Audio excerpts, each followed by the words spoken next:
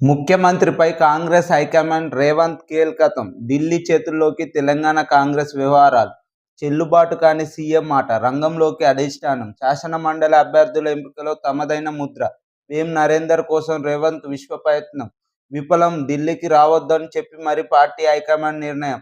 15 నెలలుగా సీఎంను కలవని విజయశాంతికి ticket.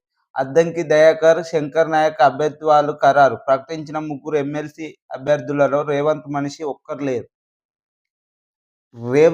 CM Revanth Reddy గారు కీలకతం.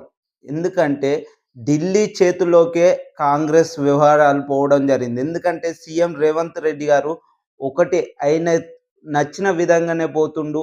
సీనియర్లను, పార్టీకి సంబంధించిన వ్యక్తులను పట్టించుకుంటలేడు అనే పరిస్థితిలో ఢిల్లీ చేతులకే కాంగ్రెస్ వ్యవహారాలు పోవడం జరిగింది.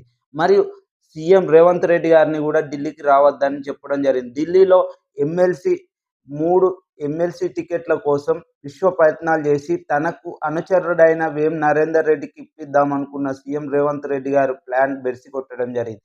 మరియు అద్దంకి దయాకర్ రావు గారికి మరియు శంకర్ నాయక్ అభ్యర్థులు ఖరారు కావడం జరిగింది. మరియు విజయశాంతి గారు రేవంత్ రెడ్డి గారిని అసలు కలవకున్నా కూడా ఆమెకు ఎమ్మెల్సీ ఇవ్వడం జరిగింది. అంటే ఇదంతా పార్టీకి ఎవరు పనిచేస్తున్నారు, ఎవరి అనుచరులకు టికెట్లు ఇప్పిద్దామనేది కాకుండా పార్టీకి విధేయతతోని సీనియర్లకు ఎవరు అభ్యంతరం చేయకుండా బీసీ కోట, ఎస్టీ కోట అన్ని వర్గీకరణ చేసి కాంగ్రెస్లో ఉన్న సీనియర్లకు టికెట్లు ఇవ్వడం జరిగింది. మరియు అంటే సీఎం రేవంత్ రెడ్డి గారికి అనుచరులైన వారికి ఇవ్వకుండా పార్టీకి కష్టపడ్డ వారికే ఇవ్వడం జరిగింది.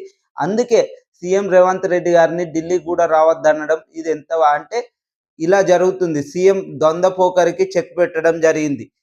మరియు